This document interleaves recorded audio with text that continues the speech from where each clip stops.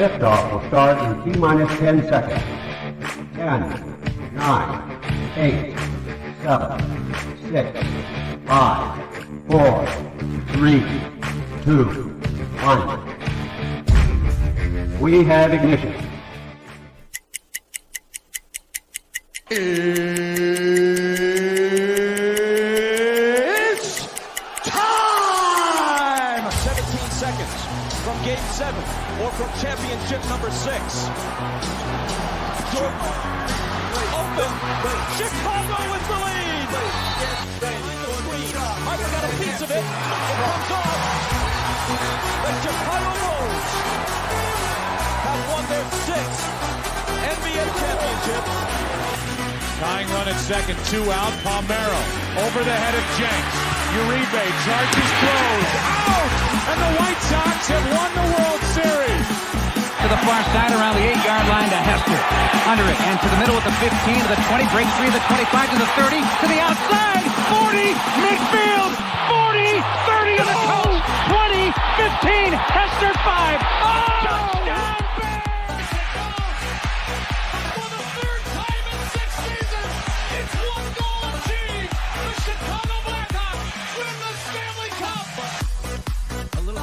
Slowly toward Bryant. He will glove it toward Rizzo. It's in time. And the Chicago Cubs win the World Series.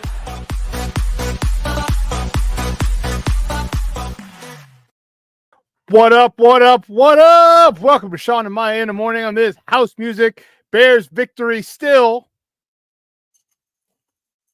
Monday. You know what? We're still bump that. We're going to do it. Hold on, player. Hold on, player. Yeah.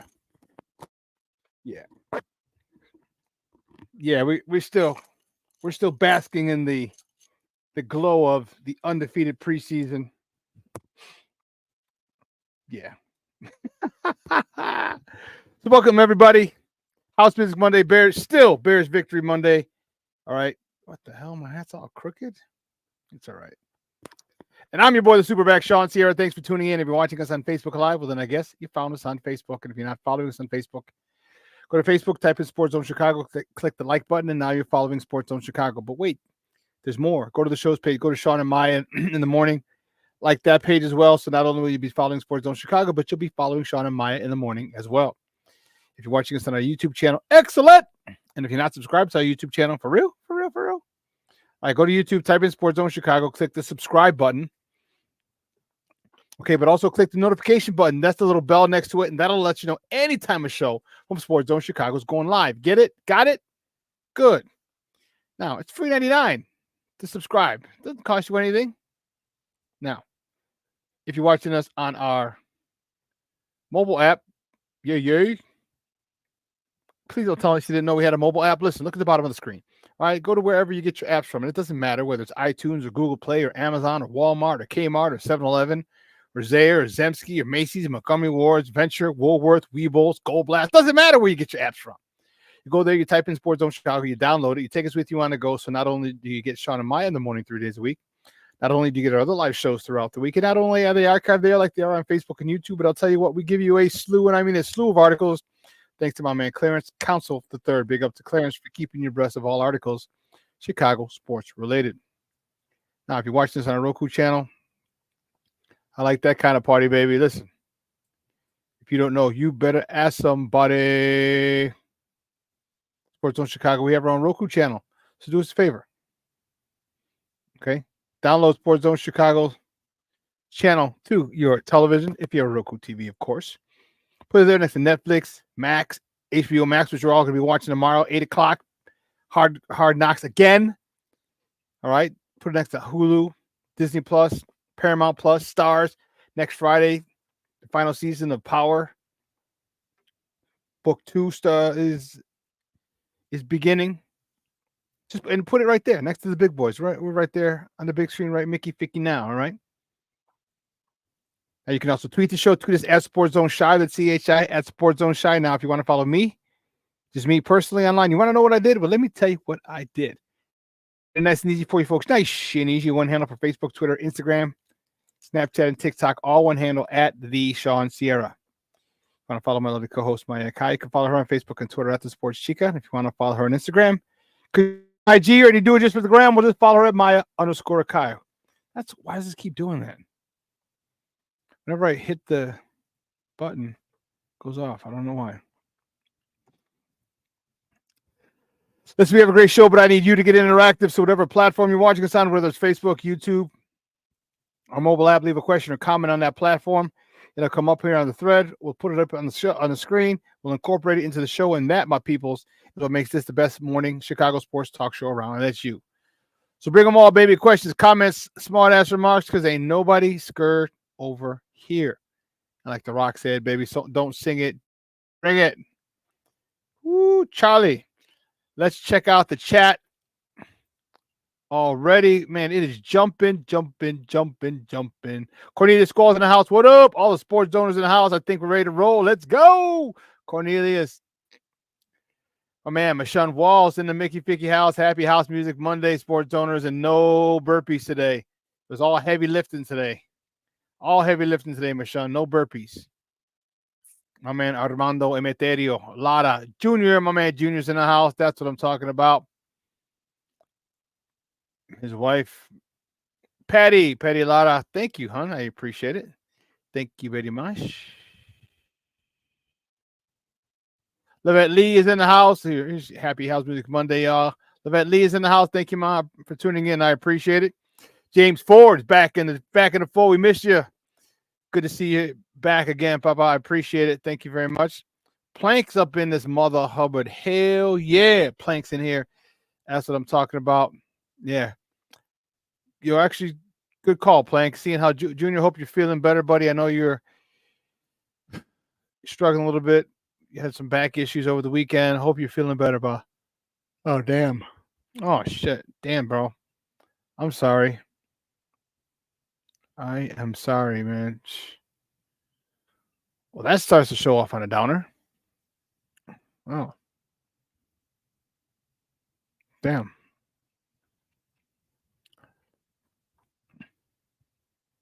Well, we got a lot to talk, baby. We got a lot to talk. A lot of baseball. Some basketball. And a lot of football. A lot of football. Man, it's here we go. You know,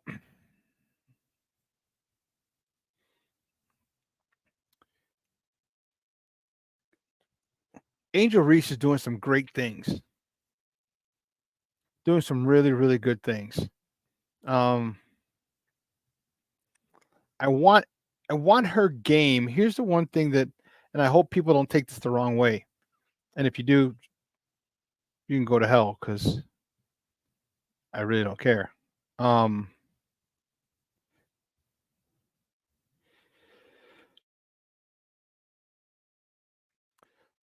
Excuse, pardon me. So, as much, and I love her double doubles. We'll talk about that later. I want her to get more controlled. She's got to get stronger. Okay. I love her. Don't get me wrong. I love her energy. I don't want that to change at all. Okay. She just always seems out of control a little bit. I don't know if she's trying to, flail for foul calls or what, but I need her stronger. All right. And it's not her fault. Okay. Let's not forget. She's been playing ball since October. All right. We talked about the very slim window from the women's Final Four to the draft to camp. It was a month, literally a month. Within a month, she went from her final game to training camp. Okay, so no off season to get stronger, to relax, to recover. But one thing I need her to do, one thing I do need her to do is I need her to be a little more under control. And it sounds weird because it's her, and it doesn't mean she can't hustle. No, not at all.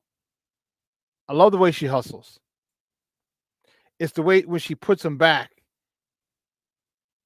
Sometimes they look crazy, look with a lot of control. I don't know, and I think this might be.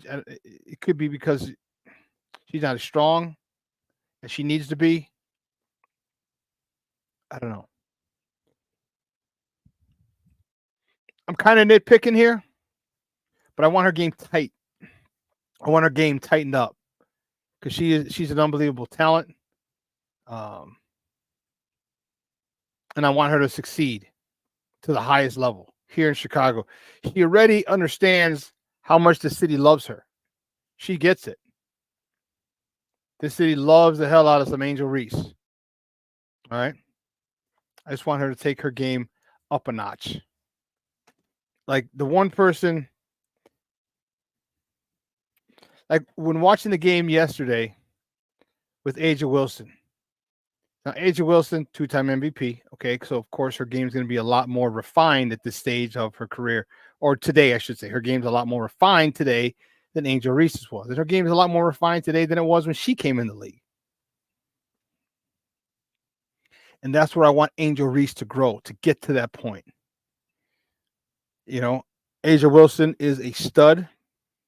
I don't think there's an argument that she's the best player in the WNBA. It's her mentality. You see how she plays. And I want Angel Reese to get to that point eventually. Another 2 years or so. But you see Aja Wilson, everything is deliberate. Everything, like she never looks like she's out of control, even off of rebounds, she never looks like she's out of control. And that's the one thing I want Angel Reese, I want her game to get to, is to that level. Be a consistent mid-range jump shooter.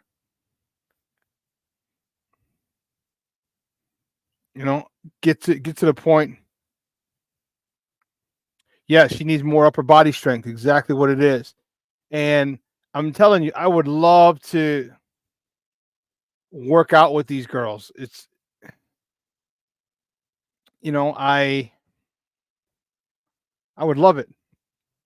All right, there's things that we do to strengthen their core, strengthen, their posterior chain. All the things you need to move people and be stronger. So, oh man, hold on. Aunt Moss in the house. Good morning, Papa. Thank you for tuning in. I appreciate it. King Booker World has checked in. Yeah, baby. Dude, that's good stuff, man. I appreciate it. Thank you for tuning in.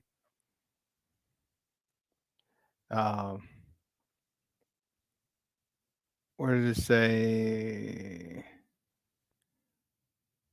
Oh, so Monica might be watching as well. And Jeremiah, please let us know. But thank you all for tuning in. I appreciate it. Let's see. What did you see, Junior? I saw a post where they said the WNBA doesn't deserve to get better. Too much pettiness that they keep attacking Clark and Reese. That shows the women don't want to grow. They want to be petty.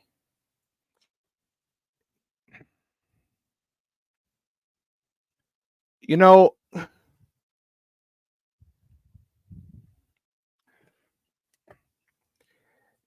don't know about it doesn't deserve to get better. Trust me, when contracts start coming up for negotiation, hell, they were on CBS. The Sky Aces game on yesterday was on CBS. Not Ion, not the Marquee Network, CBS. All right. The one thing they just have to, and you got to understand, women can be petty. Especially, and here's the problem: when you're not dealing with a lot of money, okay, and someone else comes in making more money than you, that's still, for all intents and purposes in pro sports, not a lot of money. That's not a lot of money at all.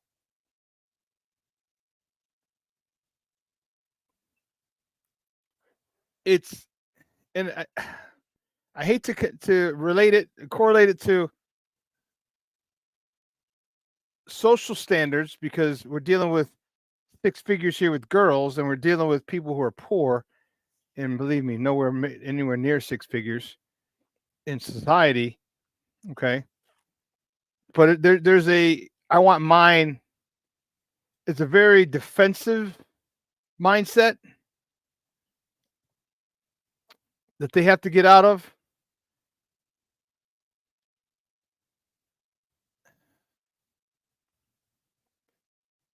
There's way too much petty behavior. I agree, but it goes to the thing where no one's making a lot of money.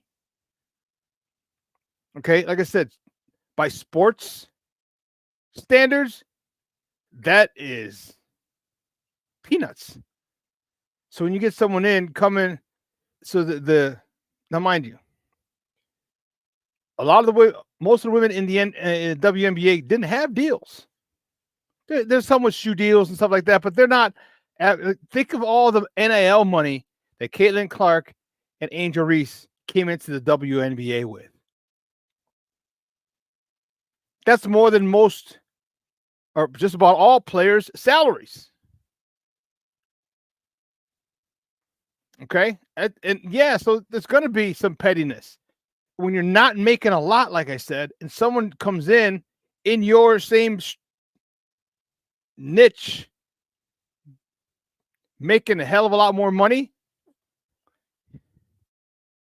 Yeah, I get it. I get it. But they have to deal with this. And you know what?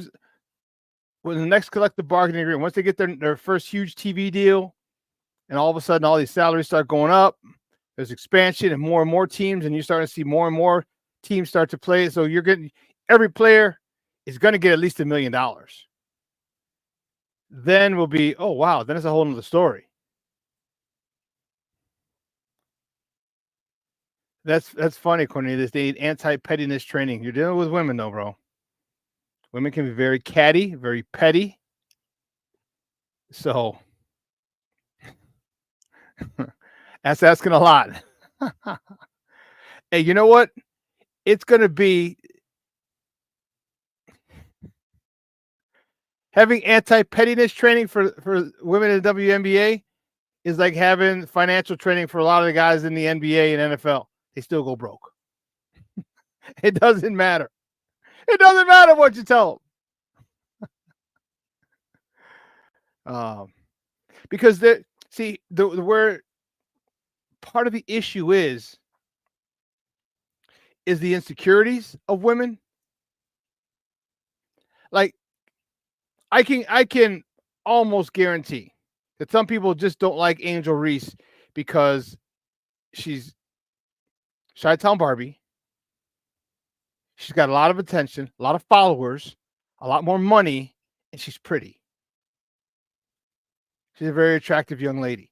There's a lot of non-attractive young ladies playing basketball. And just because it has nothing to do with whether you're good or not, no. But some women they will have a tendency, because they've been told they're ugly, or they know they're ugly. All right. And this girl comes in, yeah, there could be some jealousy. It does. You know what also is hurting their brand is the way that the physicality that's being played on the court. I don't like it. It's back to the 90s men's basketball. I don't like that, especially for a sport that you're trying to grow. And believe me, I love physical basketball. I love basketball back in the 90s. But I don't think that physical style of play is conducive to the WNBA growing its brand. There are a couple times, I mean, these girls are just getting mugged. And you're like, no foul, no call. And I get it. I mean, they may want to stay away from the superstars get more calls than everybody else whistles, but man, come on. Bruja 7 and just checking in. Good morning, Papa. Thank you for tuning in. I appreciate it. My man Jason is in the house. I don't think I put his post up, but I don't think I said hi to Jason. Good morning, Jason.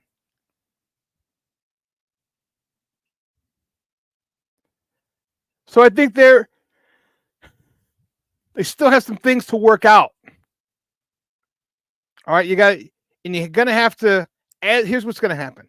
Some of the old heads who are jealous and petty, they're going to start fading out as they get, they're going to start to get to the end of their NBA career, WNBA career, excuse me. Okay, and they'll fade out as more and more new talent comes in. Okay. So in about 5 years, many of the women who are petty and jealous, most of those women will be gone. Most will be gone because at some point those new contracts are going to kick in. The new contracts with dollar amounts. Yeah. Because you could sit there and tell them, or put it this way, they can't sit there and tell you that they don't realize that bigger paychecks are coming. They ain't stupid. They know bigger paychecks are coming. They know Caitlin Clark and Angel Reese had a big part to do with that, with getting TV deals, which is going to give them more money. With marketing, which is going to give them more money. So I can guarantee you they know this, but the pettiness that's instilled, it's that crabs in a barrel mentality. You don't want anyone doing better than you. What if the person doing better than you is actually helping you by being better, by coming into the league with more money, with more gravitas, with more influence? High tide raises all ships. And I'm sure they'll see it in their next contract.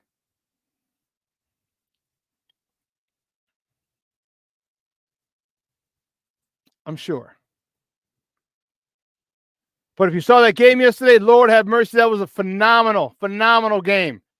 We'll talk about that. We're gonna take a break in about a minute or so. We're gonna go to break and come back. We are gonna do top of the morning topics. We're gonna talk about this game, the Sky game. What a phenomenal game. And it was here in the South Loop. Solo. You call it Solu, South Loop. Great game. The Wintrust Arena was rocking. It was rocking. Man, great stuff. So here's what we're gonna do. We're gonna take a quick break. Hold on.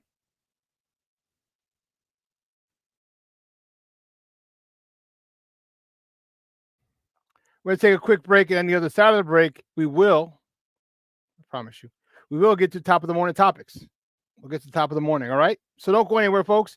Keep it locked right here. Shawn and Maya in the morning on Sports Zone Chicago.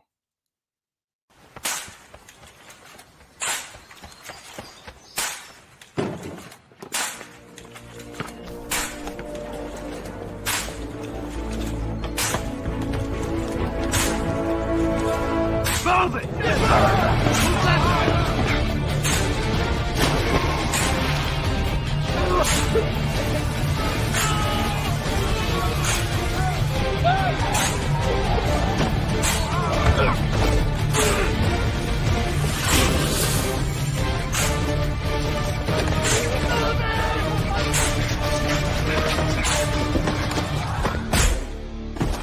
Many will hear the calling. Few will earn the title. United States Marine. The few, the proud, the Marines. Hey, it's your boy, the SuperBack, Shawn Sierra, and be sure to follow Sports Zone Chicago on all social media platforms, on Facebook, Instagram, and our Roku channel. You can find us at Sports Zone Chicago, and on Twitter, we are at Sports Zone Shy. Also, be sure to download our mobile app so you can take Sports Zone Chicago with you on the go.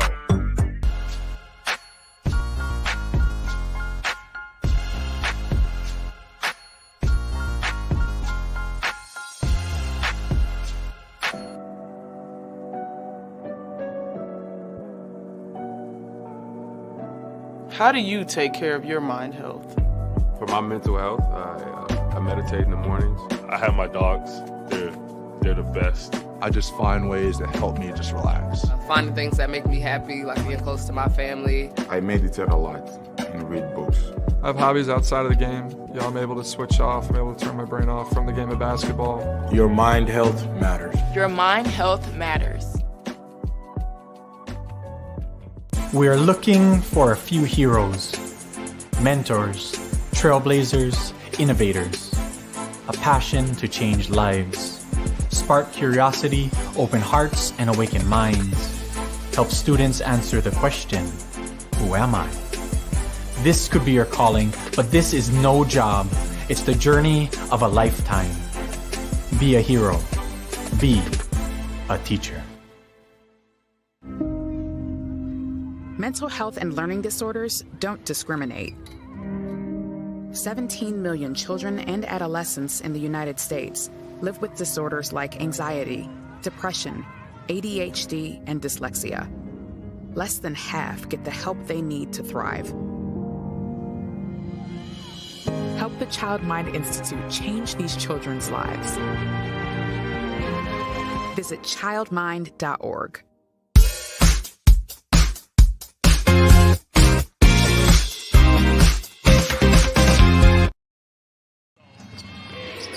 Here's Kennedy Carter, leading scorer for Chicago. Fadeaway 12-foot jumper drops down. Her production has increased since the trade of Mabry.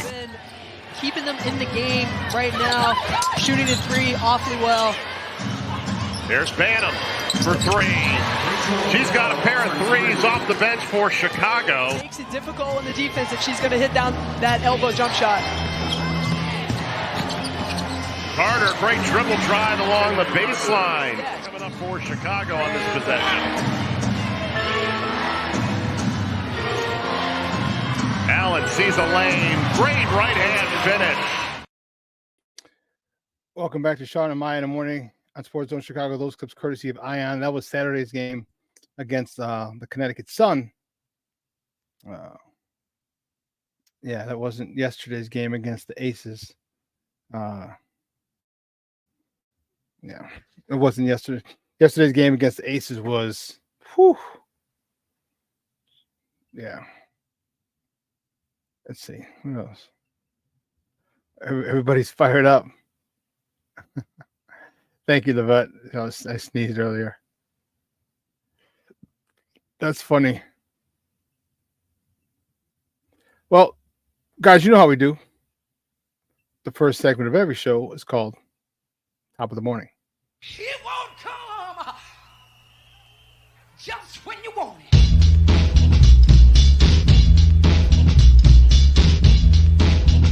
Top of the morning to you. Top of the morning to you. Top of the morning to you. The first top of the morning topic, man, it was a tough one. Do I do that? No, we'll start here. The Cubs. Yeah, baby. The Cubs. Tough one. The Cubs fall to the Florida Marlins 7-2 yesterday. Just won't get the sweep, huh?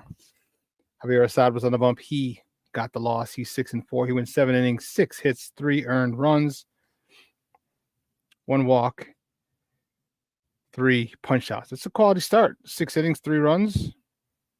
Quality start. Just couldn't knock it on the board. Ian Happ was 3 for 5. 2 doubles. 28th and 29th of the season. Driving in his 72nd run of the year. Dansby Swanson was 1 for 4. Getting his 19th double of the season. No rest for the weary. The Cubs traveled to the Steel City, and this is the next top of the morning topic, to face the Pirates. First pitch today is at 5:40 p.m. Central Time. You can catch that game on the Marquee Network or listen to it on their flagship station, 670 a.m. Jameson Taillon is on the bump for the Northsiders. He's 8-8 with a 3.77 ERA. He's going up against Mitch Keller on the bump for the Men of Steel. Oh, the Pirates of Steel, I should say, because it's Steel City. Mitch Keller, he's 11-7 with a 3.76 ERA. Yeah, let's get to it.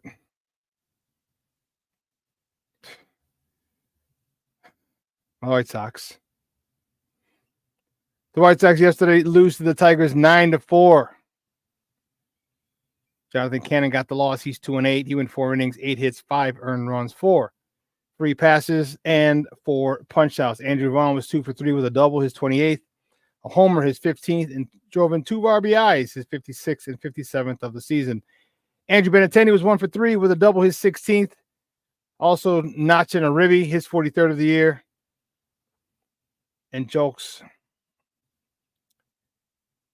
plated his 11th RBI of the season.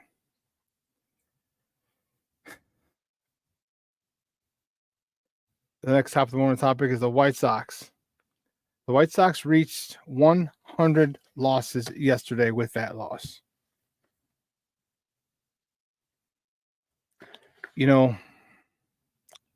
this is the fastest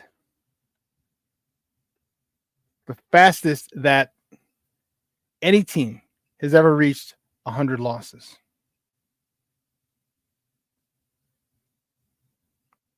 This is unbelievable. The 1962 Mets lost August 29th to fall to 34 and 100.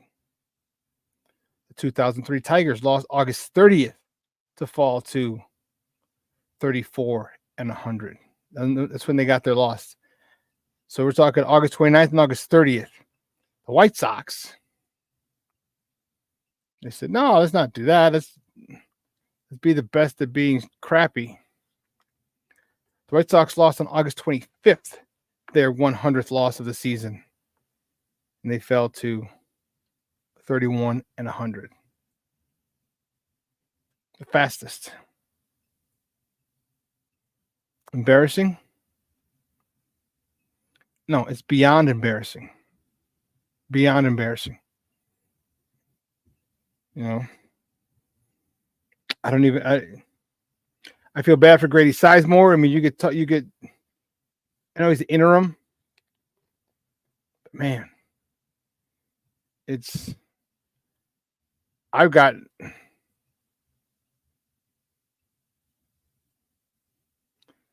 you're right, Michonne, the fastest to 100.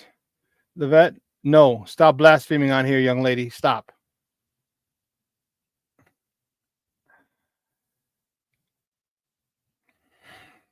You know, it's so frustrating. I don't even know what to say. Like, I'm so pissed. And we'll keep it up. Keeping up with the Sox is the last top of the morning topic. The White Sox look to avoid the 4-game sweep at the hands of the Detroit Tigers as they host the Tigers tonight. First pitch is at 7:10. You can catch that game on NBC Sports Chicago or listen to it on their flagship station, ESPN 1000. The probables, Ty Madden should be on the bump for Detroit, going up against Davis Martin on the bump for the Southsiders. Davis Martin is 0-2 with a 3.22 ERA.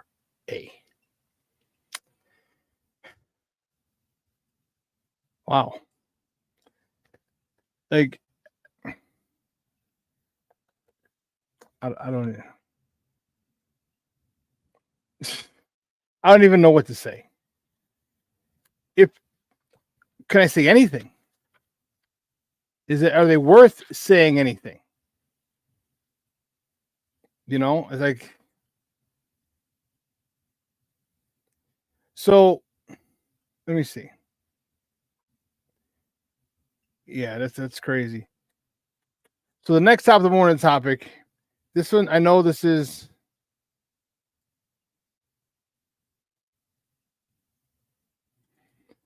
it's not Chicago sports per se.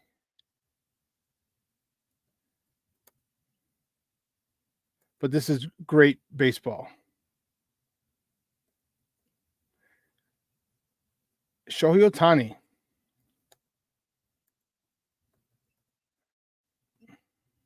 Oh, what did I do?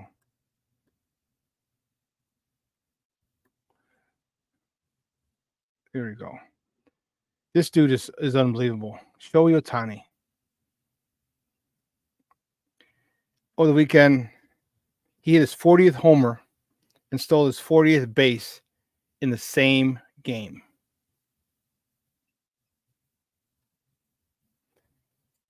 This guy is the fastest to ever reach the 40-40 mark in the history of baseball. And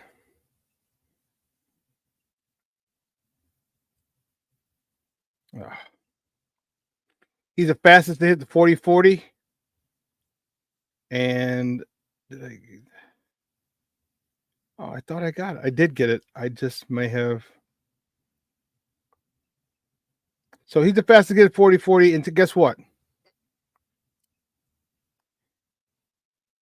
He's going to hit 50-50. I will almost guarantee he's going after the 50-50 club. He'll be the first person, the only person in the 50-50 club. The only person. Do you understand? Do you realize how difficult it is to get 40-40? 40 homers, 40 stolen bases. There's only a handful of guys who've done it.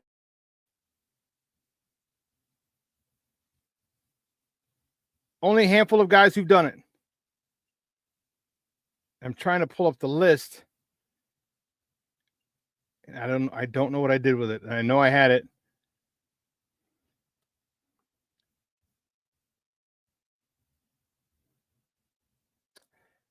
But this guy's amazing.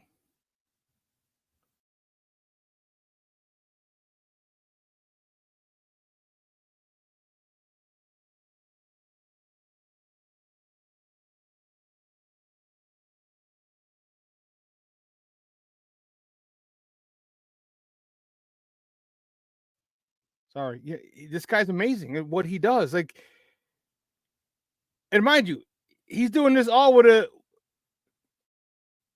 surgically repaired UCL. Like, he's not pitching. And just think if he was pitching. I mean, my question is, how do you not give him the MVP every year? If this guy, imagine if he was doing this and pitching. Imagine if he was doing this and had 16 wins. How crazy would that be? So what happens next year if he's able to pitch? Okay. Or in 2 years, and he does the same thing.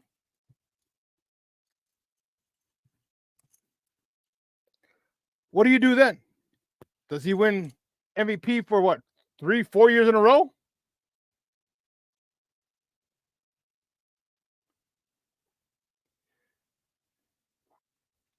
The only 40-40 people are Jose Canseco. Remember, he was the first 40-40 guy back in 1988. Barry Bonds, second in 1996. A-Rod, he's the third, 1998. Alfonso Soriano with the Washington Nationals in 2006. Ronald Acuna Jr. last year, and Shohei Ohtani this year. This joker might mess around. Not might. He's going to hit 50-50.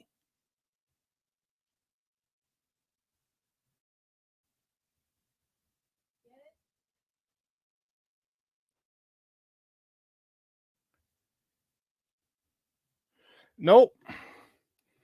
Those are the only ones, Cornelius. Jose Canseco, Barry Bonds, A-Rod, Soriano, Ronald Acuna Jr., and Shohei.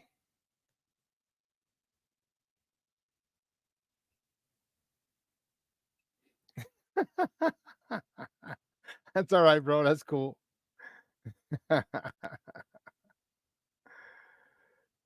Kevin, Scott, good morning, Papa. Thank you for tuning in. You know what, bro? I don't even think they're pathetic.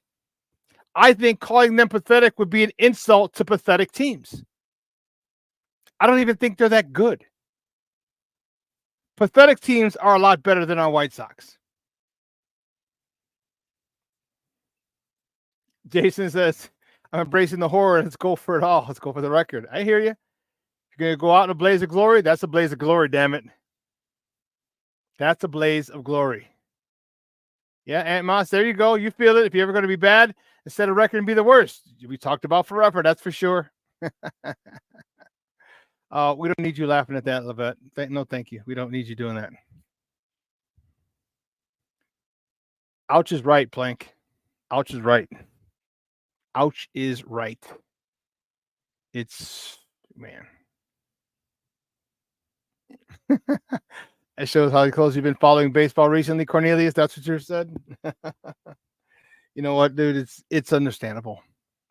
There's been no reason to. And you know what sucks is like people who are like beat writers. Imagine the beat writers every day. Like our guy Scott Merkin. You know what? I got to give him a call. See if he'll come on. Scott Merkin, who covers the White Sox for MLB.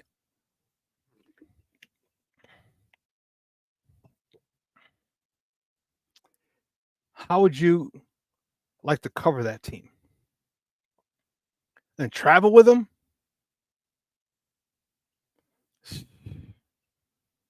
Yeah, I don't know.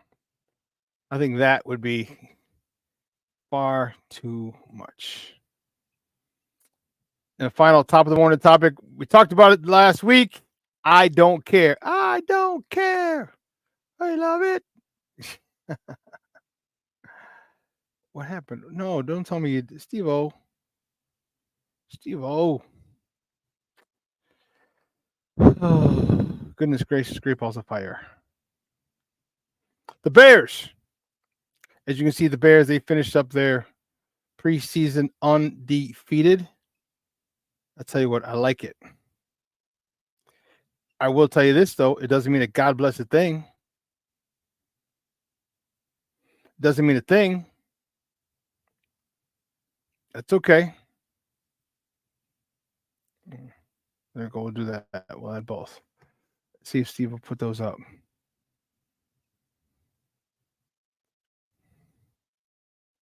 Here we go. Oh, here we go. The Bears beat the Kansas City Chiefs 34-21 on Thursday. We know we talked about it on Friday, and I had the Bears victory Friday, had the victory chain, I had the whole nine. But you know what? I wanted to talk about it and mention it again. Because I did.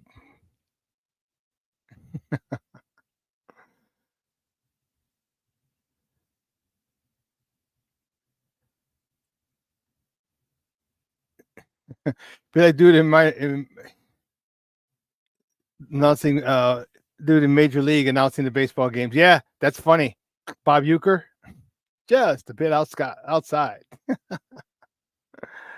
But the Bears with a big win, and it means nothing. Now they have until Tuesday to trim their roster to 53. And that's the key thing. What and who?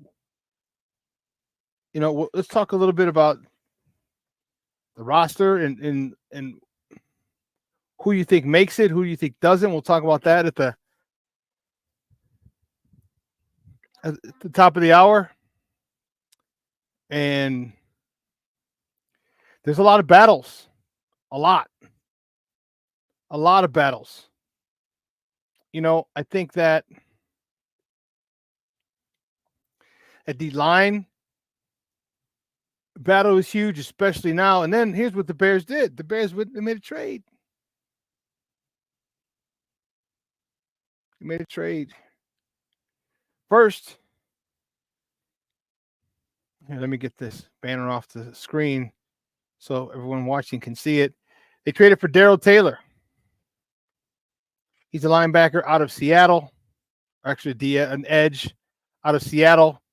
They traded him for a 2025 sixth round pick, but also it was basically because we got Darrell Taylor and a 2025 seventh round pick. All right, seventh round pick.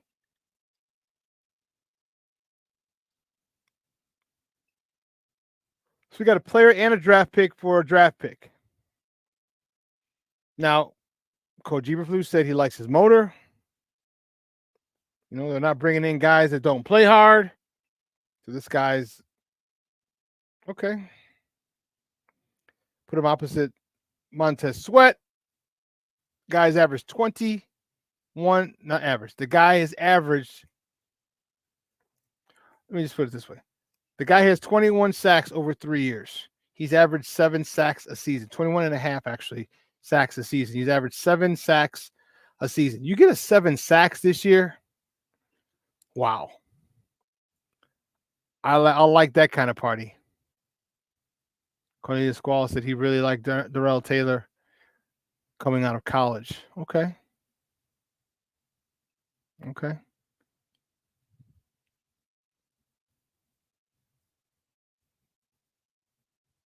Then the Bears went and made another trade. The Bears traded one of their 3 6th-round picks for defensive lineman Chris Williams from the Browns. Now, this guy does not have a very long resume. 21, 22.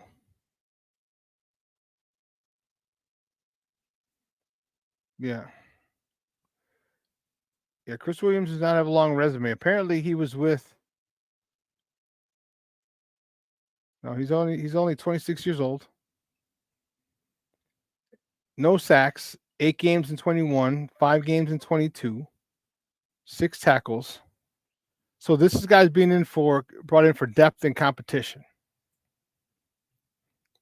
which has me wonder, what about Dominique Robinson? What about Kevin Hardy?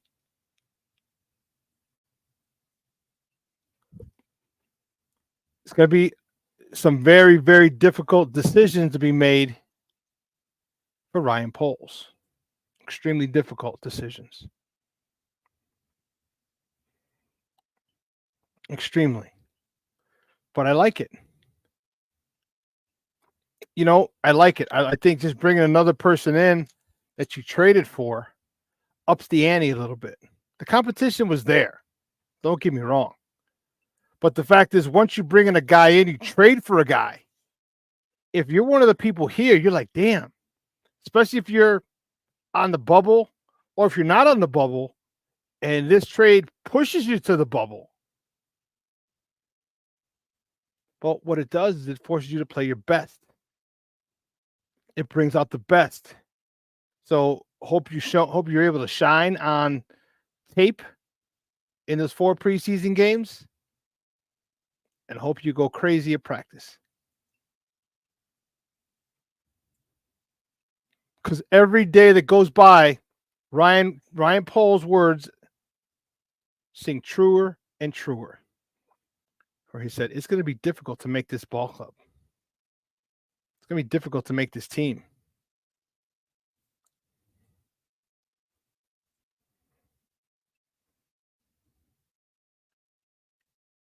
Kevin Scott says, I'm rooting for Hardy and you probably mean Reddy Stewart.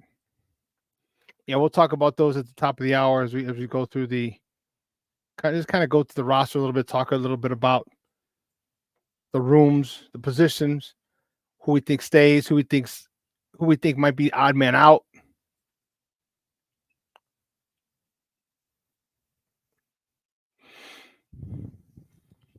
Kevin, I'm rooting for Kevin Hardy. Kevin Scott, I'm replying to you.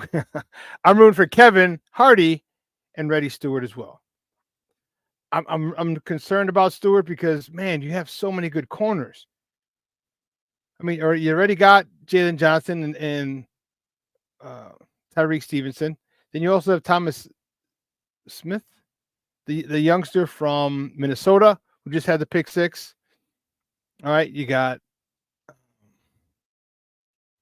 not to mention Kyler Gordon, and then one more. I don't know if it's Stroman that I was thinking. But the wide receiver, number 81, was it Williams? Showed out. Velus Jones. So we got a lot. It's a lot. It's a lot. And then where do you classify Velus Jones? Is he a running back? Is he a receiver? Are you going to create your own little category for him. What are you going to do? Cornelius Josh Blackwell, you're right.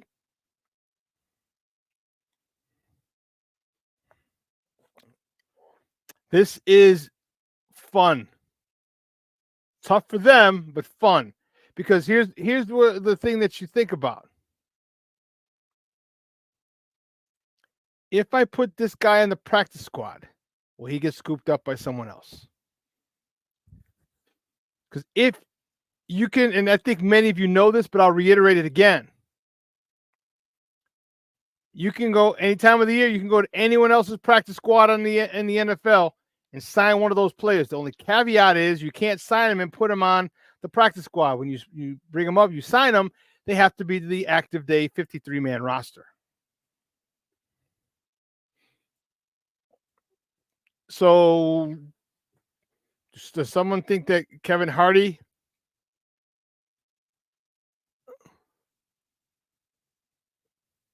should be a starting linebacker or defensive lineman? Depends.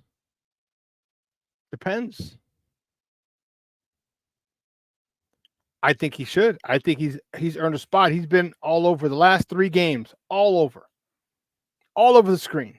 Kevin Hardy, I'm talking. Sacks galore.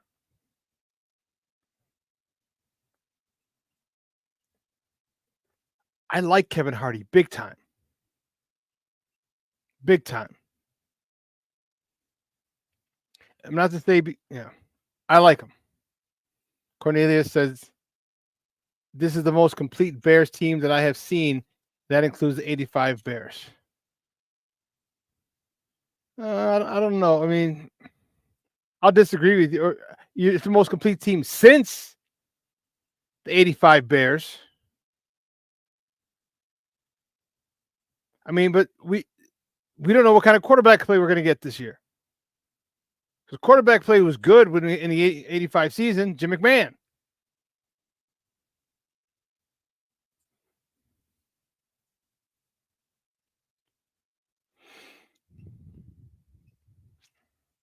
I don't know. I'm anxious to see, and you know what might be dope? Because it has to be done by 3 p.m. tomorrow, 3 o'clock. Editors from Hard Knocks are videotaping all this stuff. How crazy would that be? They videotape you getting a pink slip. That would be crazy. King Booker World, yes. Hardy has been a pleasant surprise, a very, very pleasant surprise.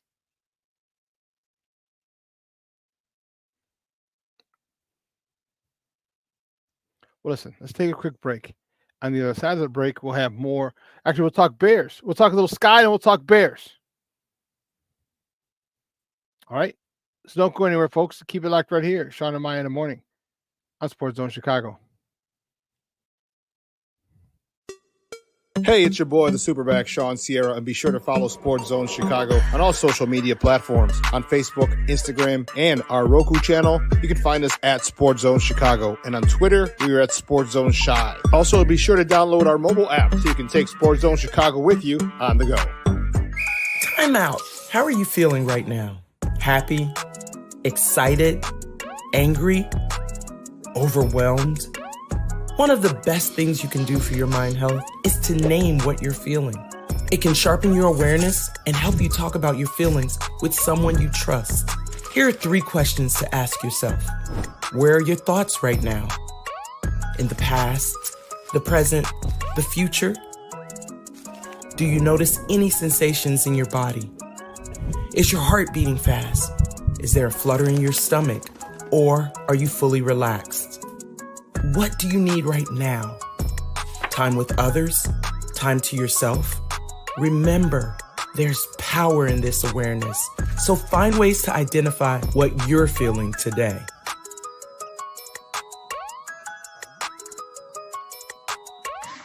Hi, guys. Hey. Hi, Megan. Hey, Jessica. Megan, you're a tramp. Ryan Fitch told me you guys made out. Everybody knows. He said your breath smells like garbage. And he almost puked. He says you're the most desperate girl he knows, besides your mom. How many boyfriends does she have anyway? Lots? Your makeup makes you look like a clown. That zit is huge, zit face. Ugly.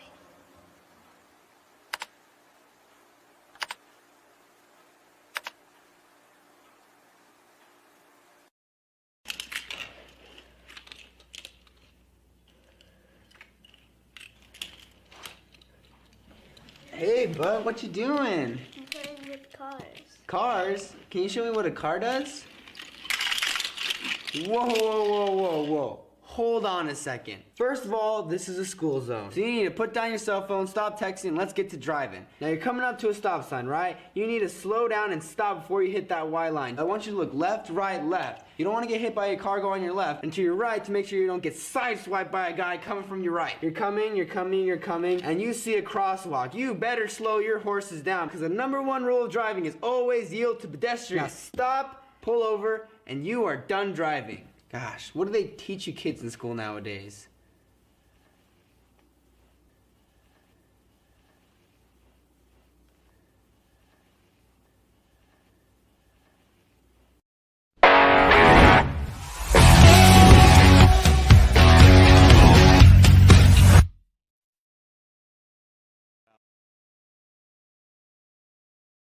Out of the strike zone. Chopper to second base. Sosa goes to second. Nicky Lopez will convert the double play. Big double play at that for the White Sox. Taking third.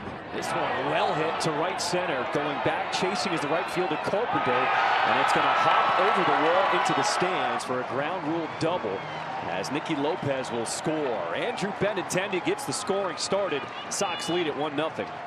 Mentioned in Andrew Benintendi, who has been swinging it well here over the last few weeks. Puts a charge into the alleyway. Drafted high, both trained by Joey Gomes. Going the other way is Andrew Vaughn. Will it stay fair?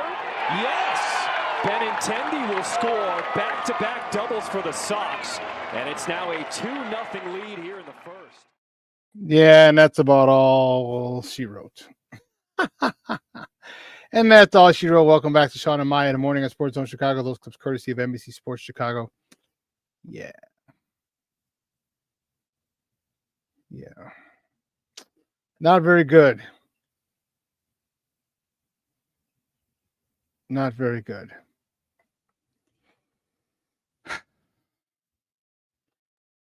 I'm anxious to see what direction they go. You know, I'm anxious. You know, if you look at the I don't know about all that. That's funny. Let's see what we got here.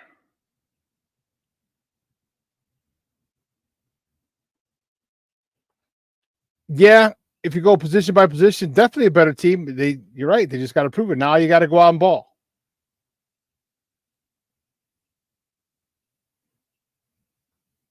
Most complete Bears team I've seen.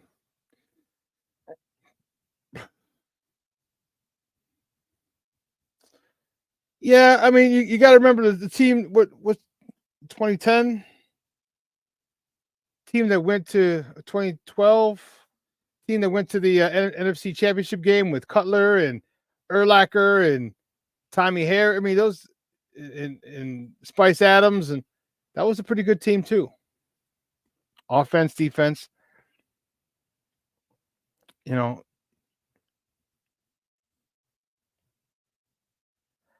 I think that everybody, I want everybody to lay off the, and I don't want it to sound like I'm, Jesus, I hit this thing again. I don't want it to sound like I have an issue or I'm hating on this team. I'm not. We just haven't seen it done yet. All right. We just need to see it done.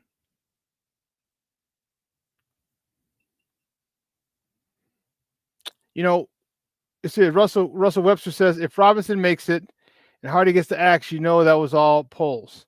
I was hoping this team would get away from the politics. Yeah. Well, I mean, Dominic Robinson's had a good camp as well, Russell. It's not like he hasn't been performing. You know, he's backed it up. So if it's a situation where it's between those two, well, he can legitimately say, well, Robinson's gotten better. Robinson has gotten better. I think we've all seen that.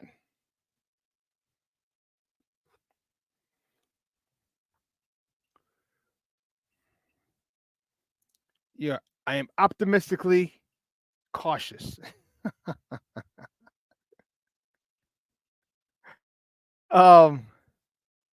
It's just that it's just all my years in football, my years of playing, my years of coaching. You got to see until they perform on a consistent basis. Then we can say, okay, well, we know what to expect from this guy. That's that. You know what I mean? And everybody's so fired up about Caleb, and the defense has gotten better. The defense, remember, was the number 1 defense in the NFL for the last 6 weeks of the season.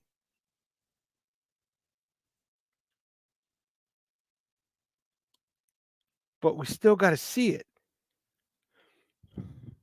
All right, you're not going to be getting vanilla defenses. You're going to be getting disguised coverages. And guess what? They're going to get to the freshman, the rookie. They're going to get to him. They're going to confuse him. How does he perform then?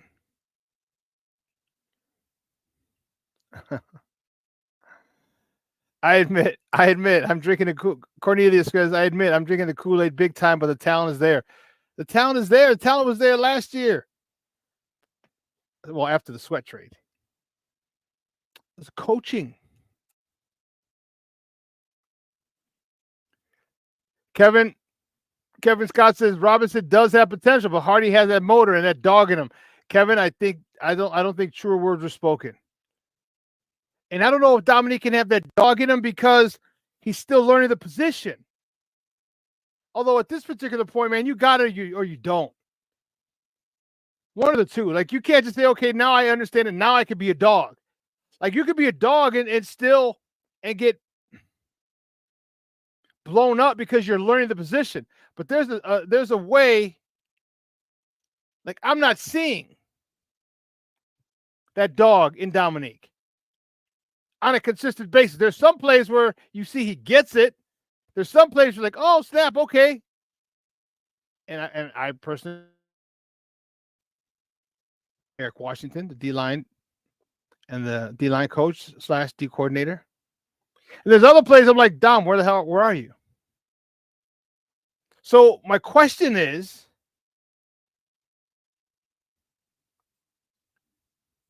do you still take Dom hoping he flashes? When you've got Hardy, you've seen what Hardy does. Hardy doesn't stop. Hardy's got that motor. Hardy can be in a rotation this year and be a difference maker.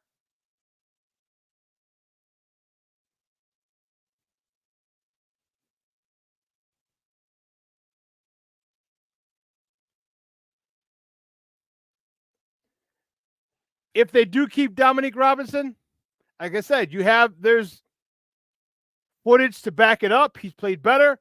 And then you say, okay, well, you have to understand that he was his guy. He's his draft pick. He's going to get a little extra on his leash. Cornelius, I agree. Cornelius says there's no excuse for Dom Rob's motor at this stage of his career. Yeah, you're in year 3? Year 2? Like, you got to, like, one thing. Like, you might not be fundamentally sound. Okay, I get it. You just learn the position, whatever. Okay, cool. You might not have the technique down. I get it.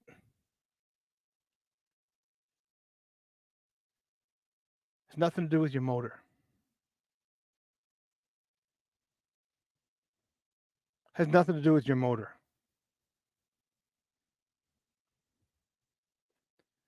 Let's see. He was, 22 and 23. This is your third year now, dog. I had to just check this out. This is your third year. We shouldn't be talking about your motor. We shouldn't be talking about, you not running to the ball. You not. That should be not. This should not be discussed. You know what Flus likes. And hell, we gave you 2 years. You've been given 2 years to learn technique, to get fundamentally sound. I said a Nomad show. I'll say it here. Cuckoo, Mr. Robinson.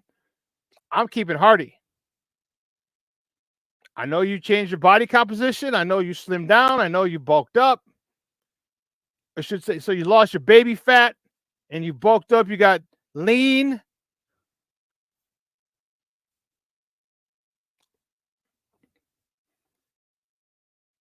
I like Hardy. But I think if it comes down to it, they're going to keep Dominique Robinson. And he did enough to warrant keeping him, and he's their guy. He's their guy.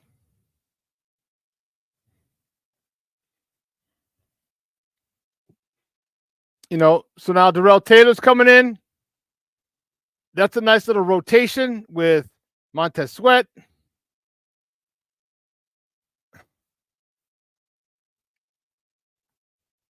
Austin Booker, DeMarcus Walker. It's a nice little rotation there.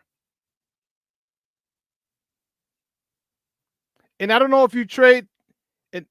I mean, I guess you could because it's the 6th and 7th picks and 7th round picks. So Chris Williams just created a little, more competition in that D line room.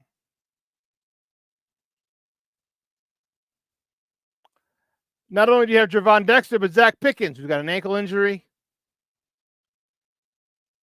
I think we really need Billings to have a great year. I think that if Billings goes out,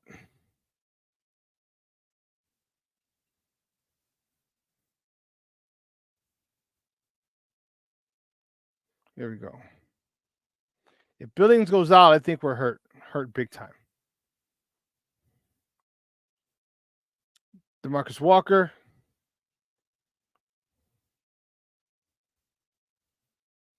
Yeah. Darrell Taylor, Andrew Billings. Who's the right end? Yeah, DeMarcus Walker, Austin Booker. Okay. Yeah, Billings, Pickens, Gervon Dexter, Byron Cowart.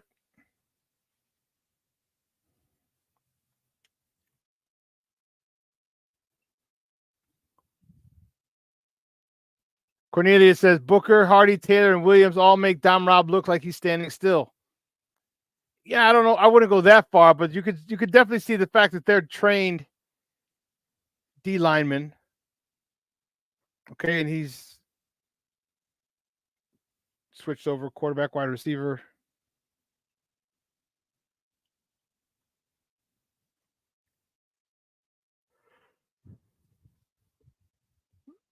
Hey, Junior, my guy Armando says, I'm entering the season very tempered. Yeah, me too. But you got other guys who aren't. Plank says, Armando, not me, bro. I'm double fisting the orange and blue Kool-Aid. And Cornelius says, me too, Plank. I just don't want us to get hurt.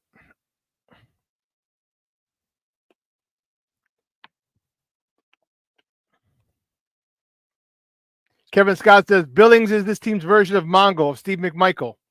Okay. I think more is in place this year. I think Caleb's going to do well.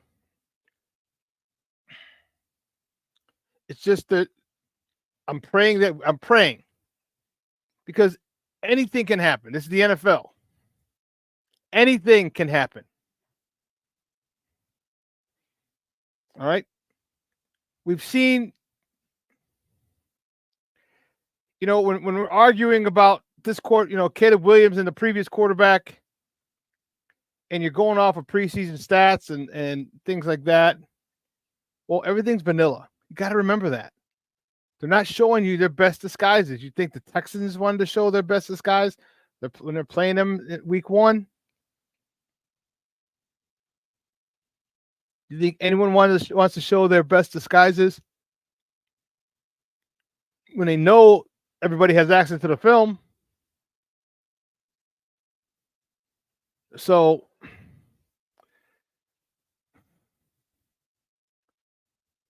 maybe you're right. Maybe you're right,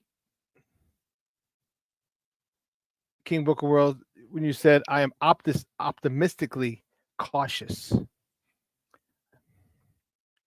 Because I, like you, just like you guys, I want them to do well. I want them to come out and go worst to first. All right, run this division, beat the hell out of Green Bay. I want them to go 6-0 in the division. They have the capabilities, don't get me wrong. What's going to happen when they face Green Bay? There seems to be a mental block. That's the team that owns us. You know, Montez Sweat already tweeted out, I'm not losing to effing Green Bay this year.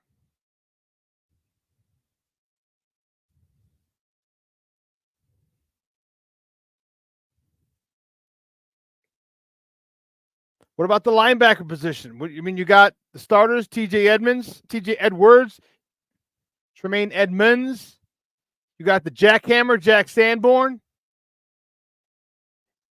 You have Release the Hounds, Micah Baskerville.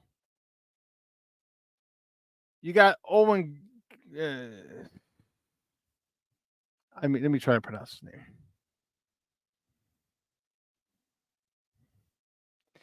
Amin Agbangbemiga, linebacker out of UCLA.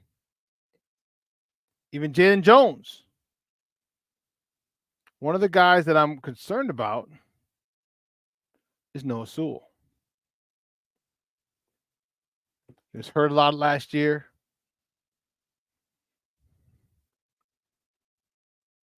Didn't get a lot of tick. So Noah Sewell might be on the bubble. One of his biggest advantages was he's a Poles guy. He's a Poles guy.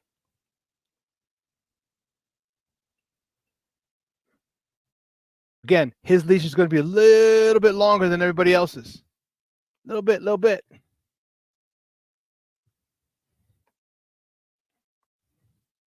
But what about, like I said, Edwards and Edmonds? You got Sanborn. You got Baskerville. You got Jalen Jones, excuse me.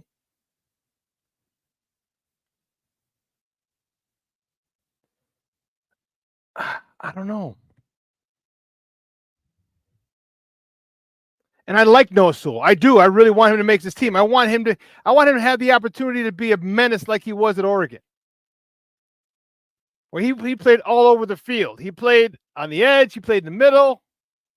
He blitzed. He dropped in coverage. I want that Noah Sewell back. Give him that opportunity. Give him that opportunity to get back to that. Sorry. Just my chain. Give him that opportunity. Because he's been hurt. And it's not his fault, but the NFL stands for not for long, man. You got to move. We got to see what you have now.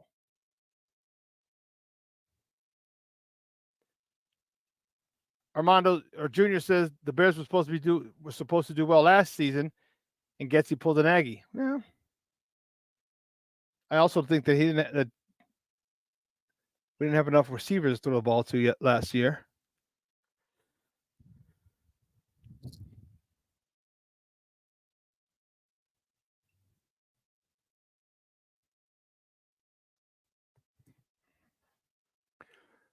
Although Cornelius, I do agree with you. He says if we can get teams in a passing situation, our back seven is going to feast.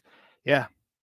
But you got to get them in passing situations. The one thing that you can't do is you can't let guys or teams stay ahead of the sticks. You can't give him 4 yards on first down. Now it's 2nd and 6. You get 3 yards on second down. Now it's 3rd and 3. Now you don't know what they're going to do. It's not a clear passing situation. And the more you get your opponents into clear passing situations where your defense is great,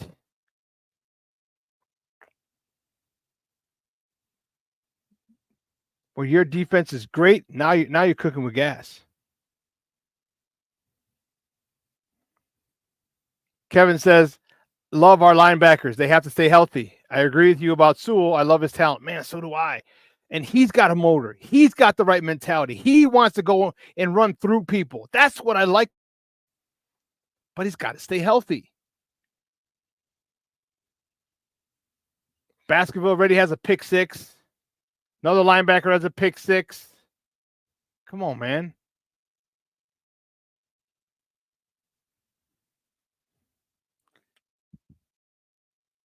If we don't keep Sewell, and I don't think he'll come back to bite it on us, but I just don't want to see him. I shouldn't say that. I would hate to see him go do well somewhere else when we had him here. I would hate to see that.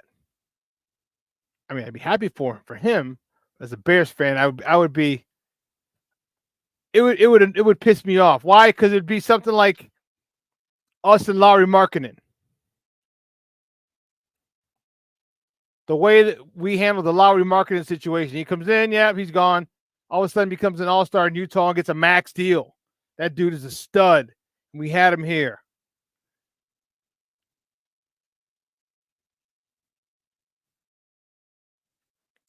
Development is key. Development is key.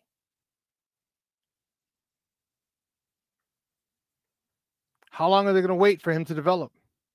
Or does he make the roster? I'm talking about Sewell. And listen, homie, this is your last chance. This is your last chance. Because you haven't shown us exactly what we wanted. Okay. Or do they just say, hey, Baskerville has a pick 6. Ogman, I'm not going to pronounce his name.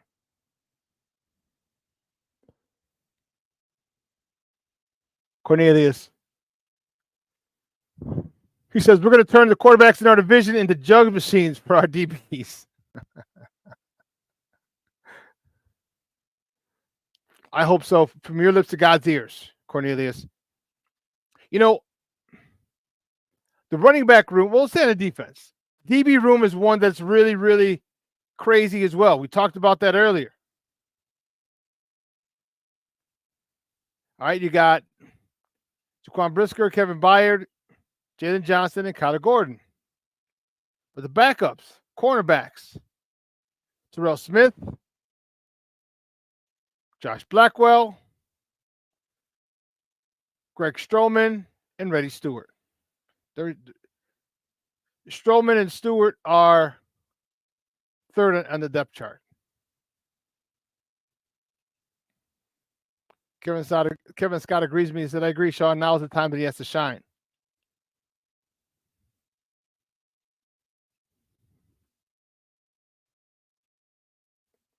Jonathan, no, that's a safety. They just got Reddy Stewart as a corner. Okay. They also have Terrence Rowe, number 33. That's how I remember his name. He's 4th on the depth chart. That's a cornerback. Yeah, I think he's cut. I think he's cut. Cornelius, woo, that Kool-Aid is kicking in, is kicking, baby. It's kicking today. I just don't. And again, I'm not telling you how to fan. You fan however it is you want. All right, I'm just giving my opinion. Take it, leave it, ignore it, whatever.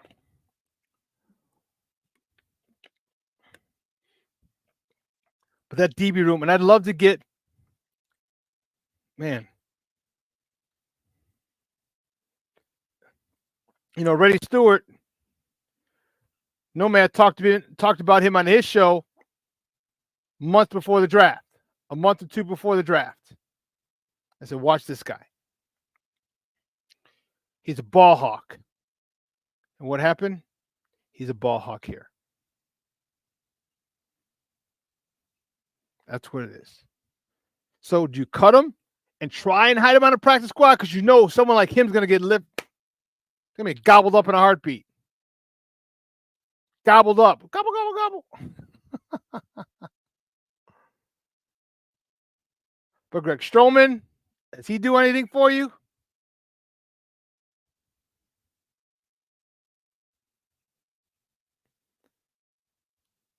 He doesn't do anything for me. Let's see. Jalen Jones, okay.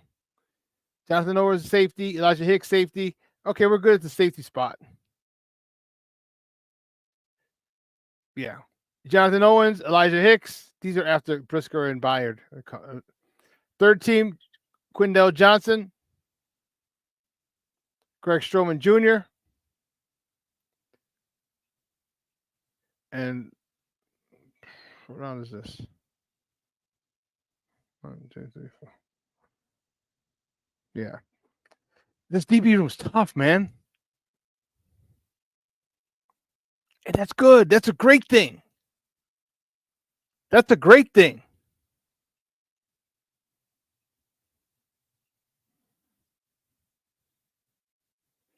Got a question. Kevin Scott says, Shawn, what do you think about Roschon Johnson? Reddy won't last on the practice squad. No, he won't.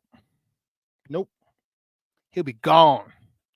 As soon as he hits that practice squad, there'll be a slew of teams putting in a claim for him. Yep. Because here's the thing.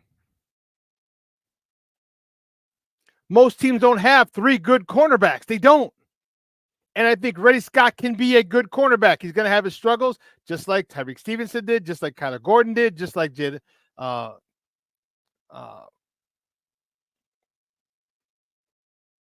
Stevenson, Gordon, Brisker. Just like those guys. They're going to have their issues as well. But if you get him early, man, we saw the big jump that Tyreek Stevenson, Kyler Gordon, and Jaquan Brisker had in year 2. So if you can weather a storm, if you're good, but you're starting with that defense first, and you want that back end set, yeah, somebody's gonna come and take Reddy Stewart in a heartbeat. In a heartbeat.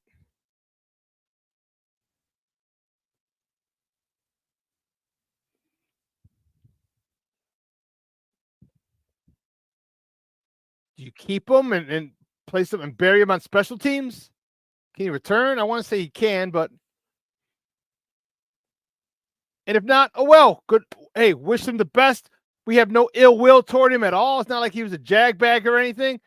He's a kid from a small school that we were hoping could stick. And it could just be a numbers game. And it could be the best thing that ever happens to that young man if he leaves.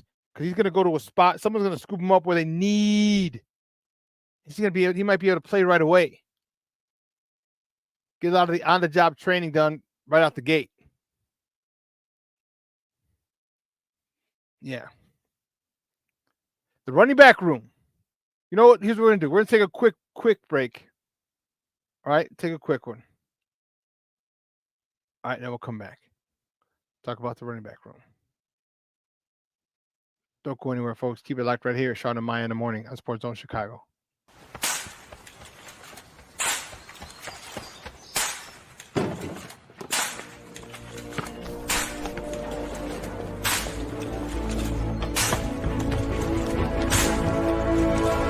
Move it!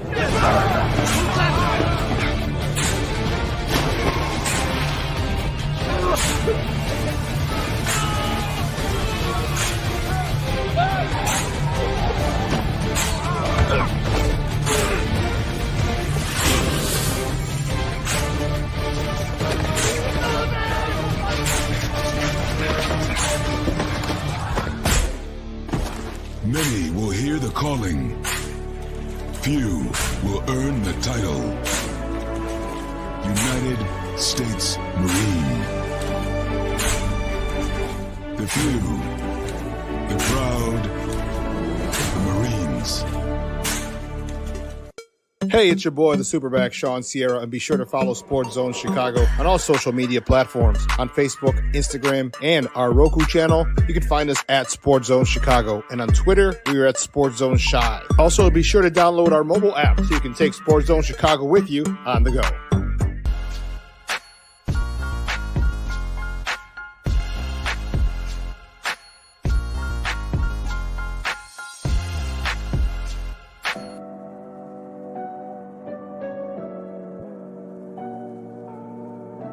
How do you take care of your mind health?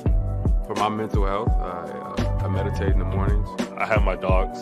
They're the best. I just find ways that help me just relax. Finding things that make me happy, like being close to my family. I meditate a lot and read books. I have hobbies outside of the game. I'm able to switch off. I'm able to turn my brain off from the game of basketball. Your mind health matters. Your mind health matters. We are looking for a few heroes, mentors, trailblazers, innovators, a passion to change lives, spark curiosity, open hearts, and awaken minds, help students answer the question, who am I? This could be your calling, but this is no job. It's the journey of a lifetime. Be a hero. Be a teacher. Mental health and learning disorders don't discriminate. 17 million children and adolescents in the United States live with disorders like anxiety, depression, ADHD, and dyslexia. Less than half get the help they need to thrive. Help the Child Mind Institute change these children's lives. Visit childmind.org.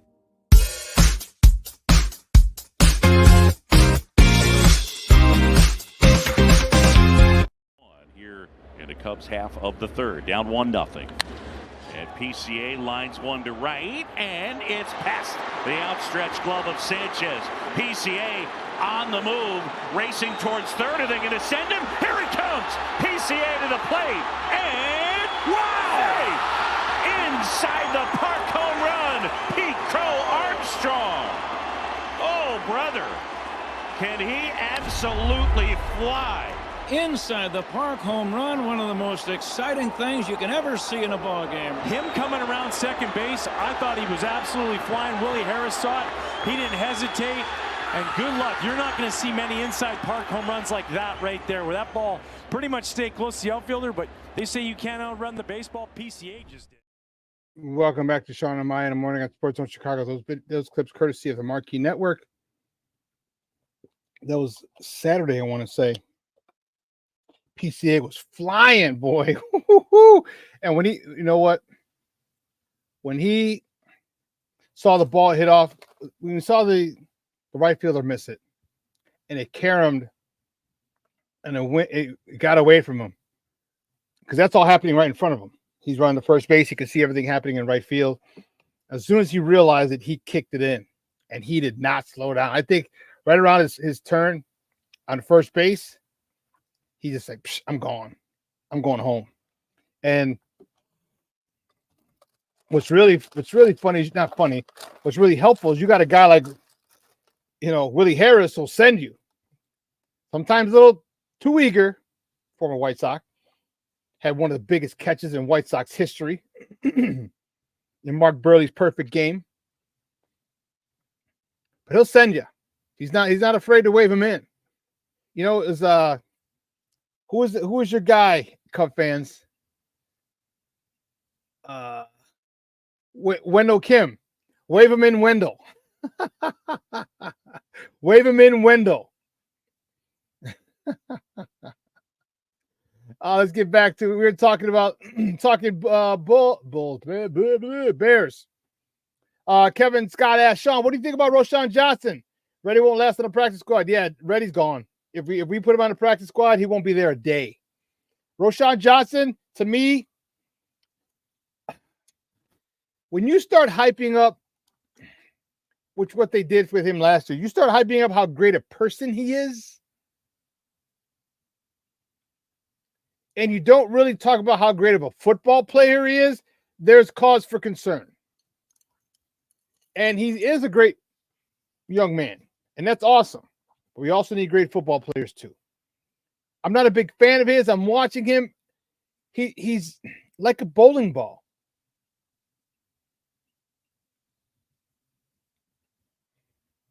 Like he runs to contact as opposed to running away from it. And by running away from it, I don't mean just going out of bounds when necessary, I mean cutting back.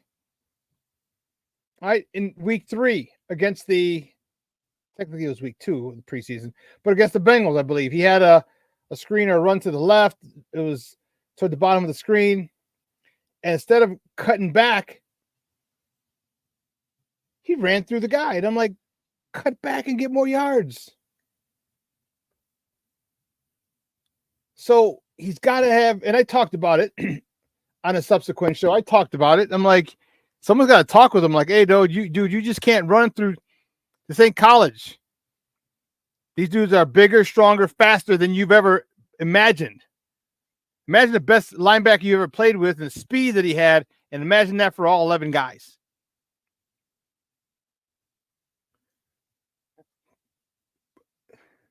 King Booker World. He says, not big on Rojo. He tries to run through everything. Yeah, you can't. He does, and you can't do that. You're not. Oh shoot! What's the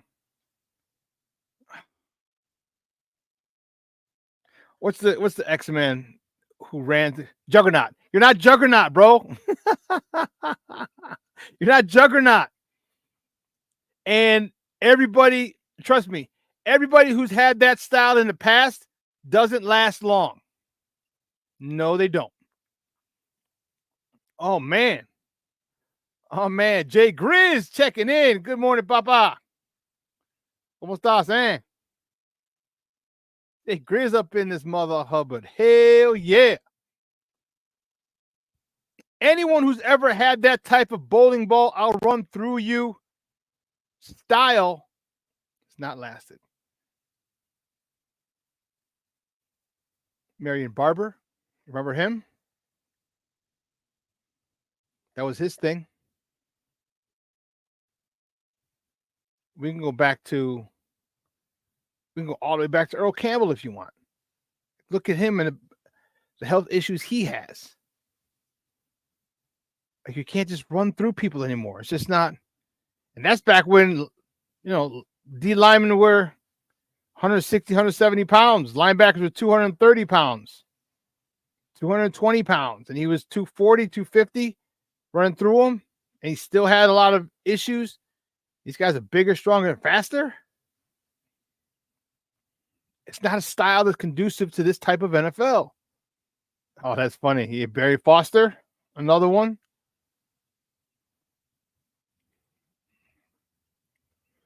So the one thing he can do is he likes to run through people. He can pass pro, that's for sure. That's for sure. Steven Jackson from the Rams. Craig Ironhead Hayward. All those guys, look at the way that their career and their post-career lives turned out.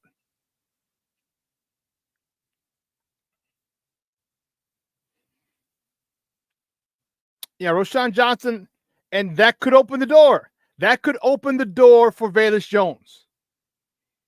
Velus Jones had 111 yards and a tutty.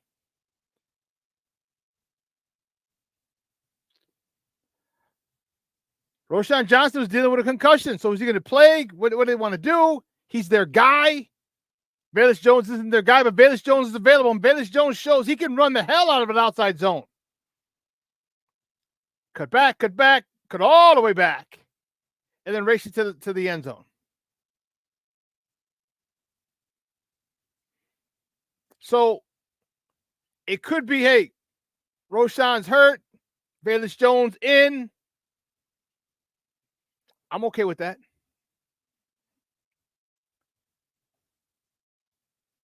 DeAndre Swift and Khalil Herbert are the bell cows in that order. 1, Swift. 2, Herbert. 3, you want to throw Vedas in there? I'm cool with it. Because I'm just not stuck on and sold on Roshan Johnson. Now, if you want to put him in a pass pro, sure, no problem.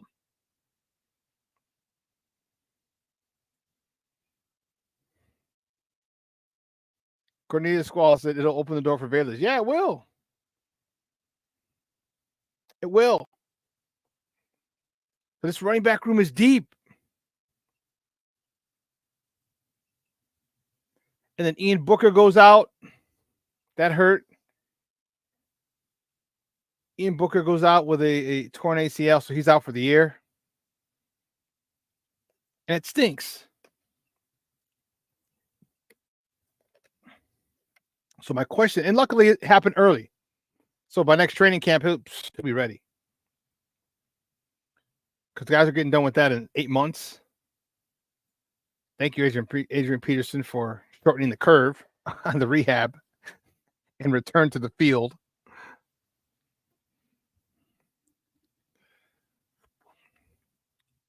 King Booker World. They mess with Bayless, but if he gets the ball in space, he's Swayze. But you just got to get him the ball, and he had a problem. He has a problem tracking the ball. He has a problem catching the ball, so you got to hand him the ball. I'm sorry, Ian Wheeler. Who did I say? Did I say someone? I'm sorry, Kevin. Ian Wheeler tore his ACL. Did I misspeak? If I did, I apologize. Yeah, Ian Wheeler tears his ACL, and it sucks for him because he put off medical school. He put off medical school to live out his NFL dream. So what do? Man, it's so hard when you have those options. So difficult. Like, why not just go to medical school? All right, but you also have that little voice in you like, dude, you could be in the NFL. You could be in the NFL. Go to med school, but then all of a sudden, what if the Bears do well? I would stay in the NFL as long as you can. Medical school ain't going nowhere. The NFL is a finite time. So if I were Ian Wheeler, I'd stay. Stay in the NFL with the Bears, get in the trial somewhere else.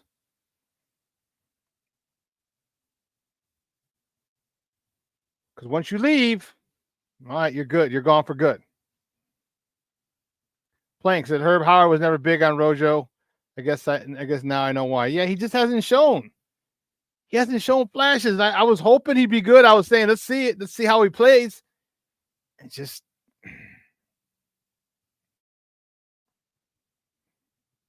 no. So, and Travis Homer, where does that leave him? I mean, he's a big special team guy. What does that do to Velas? Because you're not going to put Velas back at punt or kick. I mean, maybe you put him at kick because he's got all that time before the front line gets through, and I wouldn't put him back there.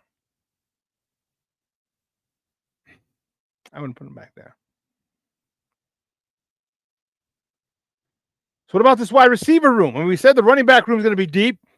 What about this wide receiver room? Like, this is Colin Johnson.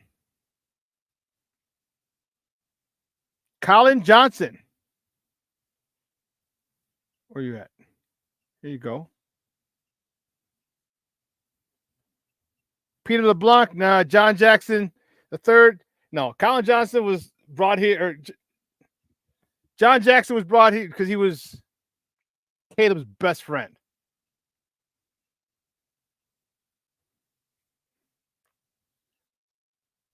Ain't that right, King Booker World? King Booker World writes, finally feels good to have the problem of not knowing who to keep.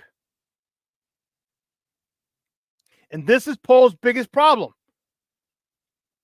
You have to decide who am I going to keep, but you also have to keep some slots available and open for a surprise cut. There could be some. There could be a surprise cut, and could it be because it's a surprise?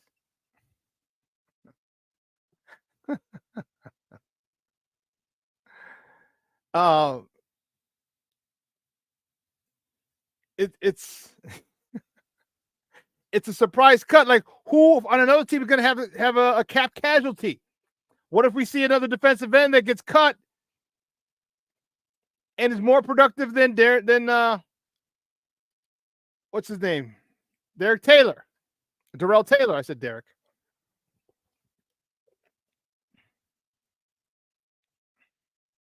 Cornelius, you are so right. He writes, the harder the cuts, the better the team. Yeah, it is.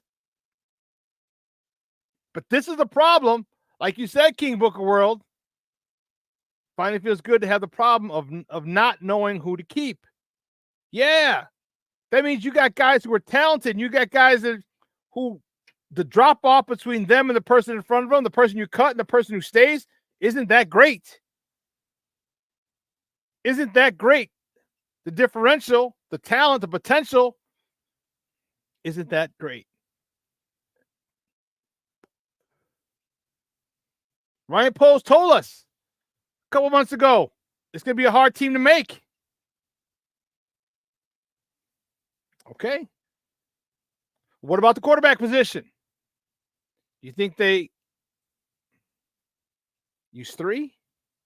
They keep him? Because don't forget, we still got an extra we got an exemption from Torrey Taylor, the punter, because he's not an American citizen, so he doesn't take up a roster spot. I don't know why they had that rule, but whatever. We get an extra player. So are you okay keeping it with the quarterback or having the emergency quarterback only on game day? I don't think that it doesn't take up a roster spot.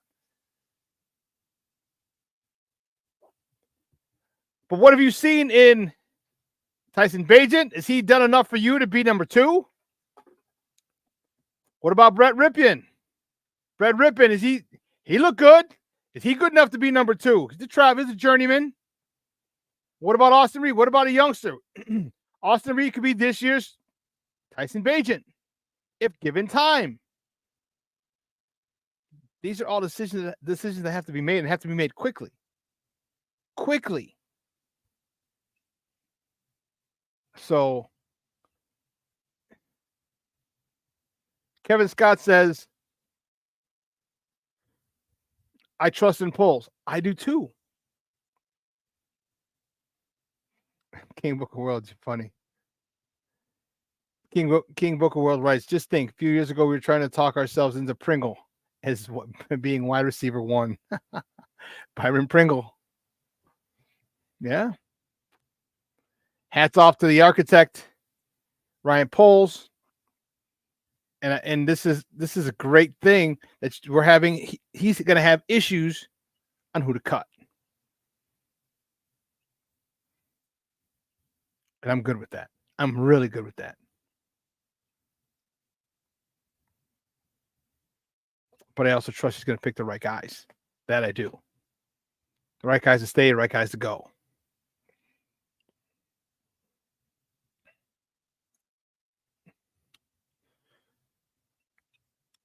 Austin Reed, I'm keeping Bagent. Caleb 1, Bagent 2.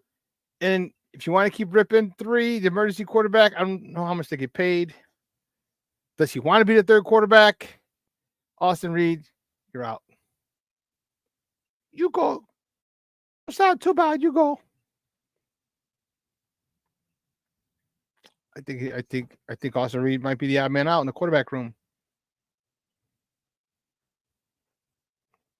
I don't know. What do you think? What do you think, guys? Kevin Scott said Tyson Bagent is going to be an attractive trade chip for us in a few years. Why?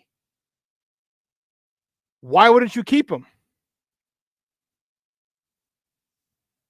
You've already seen him win games in the NFL. Why wouldn't you keep him?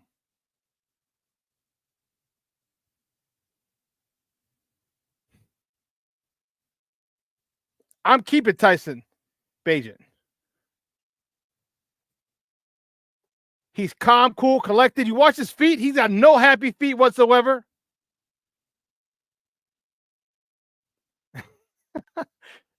King Booker will say, "Did you just hit him with the police academy, Shawn? Too bad, so sad. Bye-bye." That's why I like this crowd. I love my followers, because you all know I'm old as hell. So I'm gonna hit with a line of a movie or a song, usually a movie, in the middle of the show. And you get it. That's the crazy part. You get it.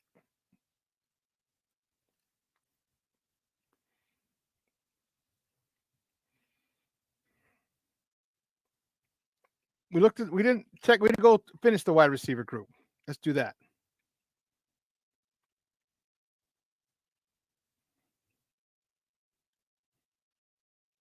DJ Moore, Roma Dunze, Keenan Allen. Done. Tyler Scott, done. He's on the team.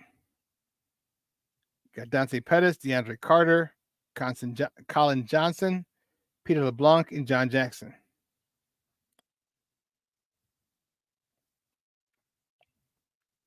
All depends. I don't know. I mean, the other one, Peter LeBlanc, yeah, you're not doing it. John Jackson, you're not going to make it. Not going to make it. You're not going to make it. Just don't. It's too many. Because you still got Tyler Scott. Yeah, DJ Moore, Roma Dunze, Keenan Allen, Tyler Scott, Deontay Pettis. Does he keep his job? I don't know. So 5. Do you want to keep a 6th wide receiver? Yeah, Caleb does seem to like Scott. And they never seem to be able to get they got to hit a big one. 40+ yarder. I think they hit one early on. But they got to hit those, because they're there. They are there.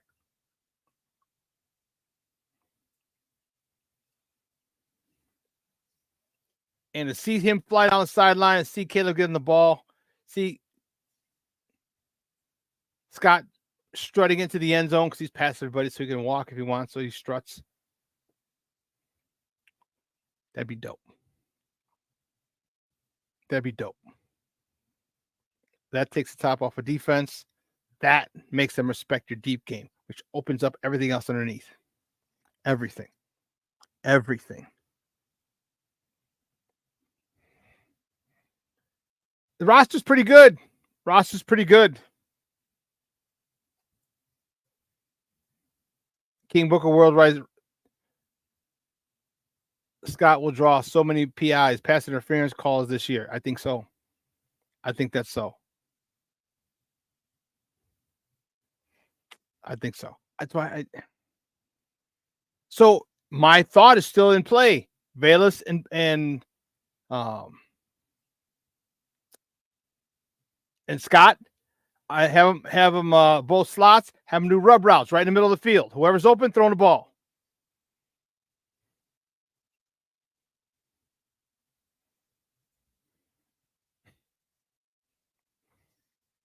I don't even know what you're saying there, Junior. But anyway. The bad thing about this, where we're at now, is we have to wait 2 weeks. Or 13 days now. We got to wait 2 weeks. But it's a home game.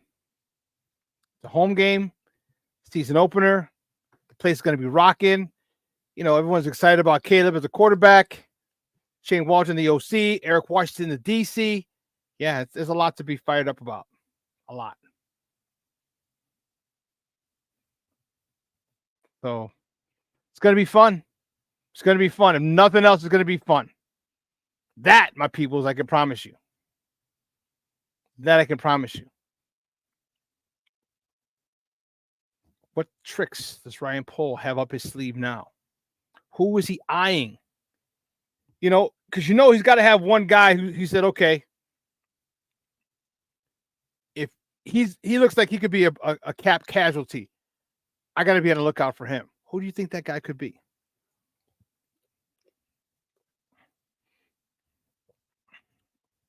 Who do you think?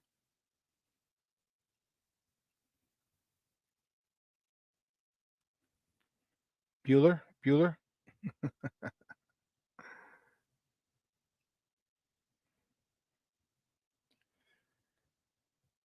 Kevin Scott says, I love Tyson, Shawn, but if a team is desperate enough, we might be able to get a high pick. Great teams do it to get stronger. Send Reed to the practice squad to develop. They're not getting a high pick for Tyson Bagent. Well, I'd say a third, maybe a fourth, because he's not drafted.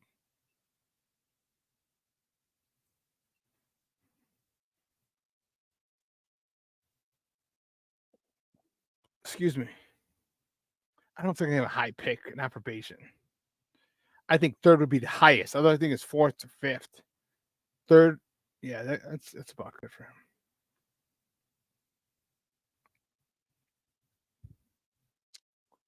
Let's see. Jason said, let the NFL pay for your medical school because if not, you're going to have massive debt. Yeah? Yeah. But I'm excited. I can't wait till opening day, opening weekend. The Chiefs are playing Thursday to get it started. We're playing a Sunday at noon to keep it going. Man, it's going to be fun.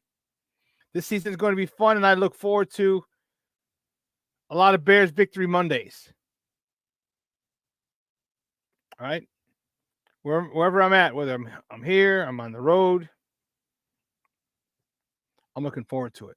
It's going to be awesome.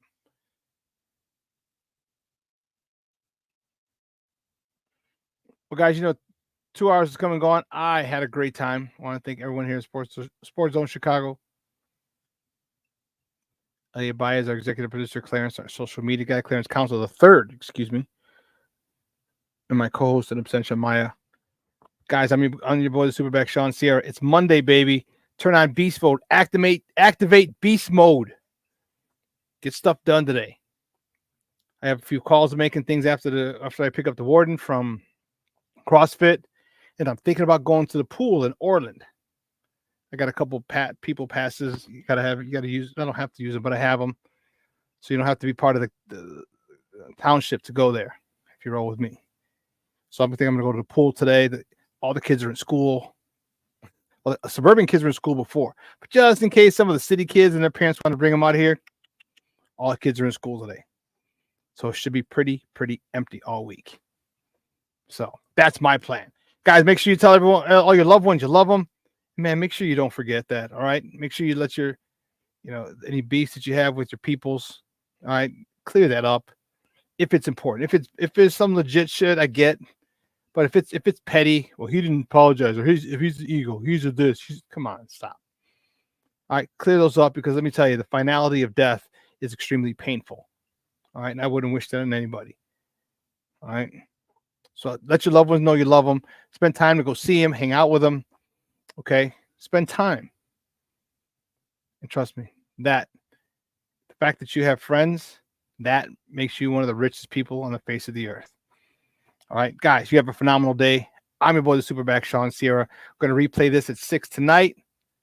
All right, so if you missed anything, feel free to go back to 6 o'clock, or go back and check it out after 6 o'clock. All right, so for everyone here in Chicago, Sports Zone Chicago, I'm your boy, the SuperBack, Shawn Sierra. Folks, have a great day. Stay cool. I am out.